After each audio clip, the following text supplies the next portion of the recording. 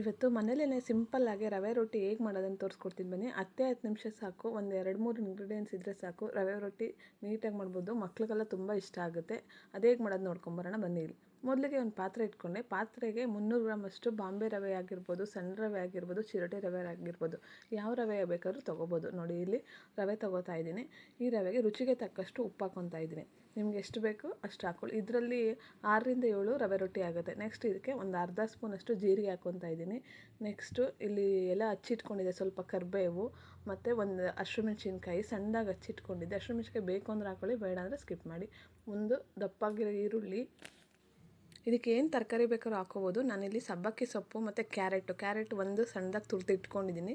ಸಬ್ಬಕ್ಕಿ ಸೊಪ್ಪು ಸಣ್ಣದಾಗಿ ಹಚ್ಚಿಟ್ಕೊಂಡಿದ್ದೀನಿ. ನೀವು ಬೇಕು ಅಂದರೆ ಇದಕ್ಕೆ ಮೂಲಂಗಿ ತುರ್ದು ಹಾಕ್ಕೋಬೋದು, ಸೌತೆಕಾಯಿ ಕೂಡ ಹಾಕ್ಕೋಬೋದು. ನೋಡಿ ಇಷ್ಟು ಹಾಕ್ಕೊಂಡು ಇದನ್ನು ನೀಟಾಗಿ ಫಸ್ಟು ನೀರು ಹಾಕ್ತೇನೆ ಒಂದಕ್ಕೊಂದು ಹೊಂದ್ಕೊಳ್ಳೋ ಥರ. ಮತ್ತು ಮೊಸರು ಒಂದು ಅರ್ಧ ಕಪ್ ಮೊಸರು ಹಾಕ್ಕೊಳ್ಳಿ, ಇದ್ದರೆ ಹಾಕ್ಕೊಳ್ಳಿ, ಇಲ್ಲಾಂದರೆ ಹಾಗೇನೂ ಮಾಡ್ಬೋದು. ನೋಡಿ ಇಲ್ಲಿ ಇದನ್ನು ನೀಟಾಗೆಲ್ಲ ಒಂದಕ್ಕೊಂದು ಮಿಕ್ಸ್ ಆಗೋಂಗೆ ನೀಟಾಗೆಲ್ಲ ಮಿಕ್ಸ್ ಮಾಡ್ಕೊತಾ ಇದ್ದೀನಿ. ಇದು ನಾವು ಎಷ್ಟು ತರಕಾರಿ ಹಾಕ್ತೀವಿ ಅಷ್ಟು ಚೆನ್ನಾಗಿರುತ್ತೆ ಮತ್ತು ನೀಟಾಗಿ ಬರುತ್ತೆ. ಎಷ್ಟು ತೆಳ್ಳಗೆ ಬೇಕಾದ್ರೂ ಒತ್ಕೋಬೋದು, ಮಂದಕ್ಕೆ ಬೇಕಾದ್ರೂ ಒತ್ಕೋಬೋದು. ಮಕ್ಕಳು ತುಂಬ ಇಷ್ಟಪಟ್ಟು ತಿಂತಾರೆ. ಮತ್ತು ಇದಕ್ಕೆ ಸ್ವಲ್ಪ ನೀರು ಹಾಕ್ಕೊಂಡು ನೀಟಾಗಿ ಇದನ್ನು ಮಿತ್ಕೋಬೇಕು. ನೀರು ಜಾಸ್ತಿ ಹಾಕ್ಬಾರ್ದು, ಯಾಕಂದರೆ ಇದು ತಟ್ಟೋ ರೊಟ್ಟಿ ಅಲ್ವಾ, ಅದಕ್ಕೆ ಬಳಿಯೋ ರೊಟ್ಟಿ ಆದರೆ ತೆಳ್ಳಗಿದ್ರು ನಡೆಯುತ್ತೆ. ನೋಡಿ ಇಲ್ಲಿ ನೀಟಾಗಿ ಒಂದಕ್ಕೊಂದು ನೀಟಾಗಿ ಎಲ್ಲ ತರಕಾರಿ ಎಲ್ಲ ಮಿಕ್ಸ್ ಆಗಬೇಕು. ಆ ಥರ ಕೈಯಲ್ಲಿ ಚೆನ್ನಾಗಿ ಸ್ಮ್ಯಾಶ್ ಮಾಡಿ ನೀಟಾಗಿ ಇದನ್ನು ಮಿತ್ಕೋತಾ ಇದ್ದೀನಿ. ಇದನ್ನು ನೀಟಾಗೆಲ್ಲ ಮಿತ್ಕೋಬೇಕು. ಮಿತ್ಕೊಂಡಾದಮೇಲೆ ಇದನ್ನು ಸೈಡಿಗೆ ಒಂದು 10 ನಿಮಿಷ ಎತ್ತಿಕ್ಕೋಬೇಕು. ಇದನ್ನು ನೀಟಾಗಿ ಅಂದರೆ ಈರುಳ್ಳಿ ಎಲ್ಲ ಸಣ್ಣದಾಗಿ ಹಚ್ಕೋಬೇಕು, ಕ್ಯಾರೆಟ್ ಎಲ್ಲ ಇದಾಗಬೇಕು. ನೋಡಿ ಈ ಥರ ಎಲ್ಲ ನೀಟಾಗಿ ತಟ್ಬಿಟ್ಟು ಇದನ್ನು ಒಂದು 5 ನಿಮಿಷ, 5ರಿಂದ 10 ನಿಮಿಷ, ನಾನೊಂದು 5 ನಿಮಿಷ ಎತ್ತಿಡ್ತಾ ಇದ್ದೀನಿ. ಮುಚ್ಚಿಬಿಟ್ಟು ಸೈಡಿಗೆ ಎತ್ತಿಟ್ಕೊಳ್ಳೋಣ.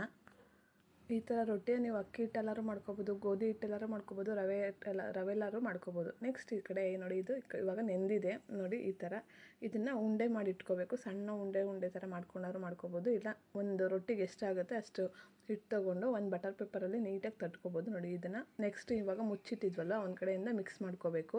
ಮಿಕ್ಸ್ ಮಾಡ್ಕೊಂಡಾದಮೇಲೆ ನಿಮಗೆ ಯಾವ ದಪ್ಪಗೆ ಬೇಕಾ, ಸಣ್ಣಗೆ ಬೇಕಾ ಅಥವಾ ತೆಳುಗೆ ಬೇಕಾ, ಯಾವ ರೀತಿ ಬೇಕೋ ಅದೇ ರೀತಿ ಒಂದು ಬಟರ್ ಶೀಟು ಅಥವಾ ಬಾಳೆ ಎಲ್ಲರೂ ಹೊತ್ಕೋಬೋದು. ಈ ಥರ ನೀಟಾಗಿ ತಟ್ಕೋಬೇಕು. ನಾನು ಸ್ವಲ್ಪ ಮಂದಕ್ಕೆ ತರ್ತಾಯಿದ್ದೀನಿ. ನೀವು ಇನ್ನೂ ಬೇಕಾದ್ರೆ ತೆಳುಗೂ ತಟ್ಕೋಬೋದು. ಇಲ್ಲಾಂದರೆ ಒಂದು ಸ್ವಲ್ಪ ನೀರು ಜಾಸ್ತಿ ಹಾಕ್ಕೊಂಡು ಹಂಚ್ ಮೇಲೂ ಬಳಿಬೋದು. ಇದನ್ನು ನೋಡಿ ಇಲ್ಲಿ ಈ ಥರ ತಟ್ಕೊತಾ ಇದ್ದೀನಿ. ನಿಮ್ಗೆ ಎಷ್ಟು ಚಿಕ್ಕದಾಗಿ ಬೇಕೋ ದೊಡ್ಡದಾಗಿ ಬೇಕೋ ಒಂಚೂರು ಎಣ್ಣೆ ಸವರ್ಕೊಂಡು ಬಟರ್ ಪೇಪರ್ಗೆ ನೀಟಾಗಿ ತಟ್ಕೊಳ್ಳಿ. ಈ ಕಡೆ ಒಂದು ಸೈಡಲ್ಲಿ ಹಂಚು ಕಾಯಕ್ಕೆ ಇಟ್ಬಿಟ್ಟು ಅದ್ರ ಮೇಲೆ ಸ್ವಲ್ಪ ಎಣ್ಣೆ ಹಾಕಿರ್ತೀನಿ. ನೋಡಿ ಇಲ್ಲಿ ಒಂದೊಂದಾಗಿ ತಟ್ಕೋಬೋದು. ನಾನು ಕಲಿಸಿರೋದ್ರಲ್ಲಿ ಮಿನಿಮಮ್ ಒಂದು ದಪ್ಪಕ್ಕೆ ತಟ್ಟಿದ್ರೆ ಒಂದು 6 ರೊಟ್ಟಿ ಆಗುತ್ತೆ.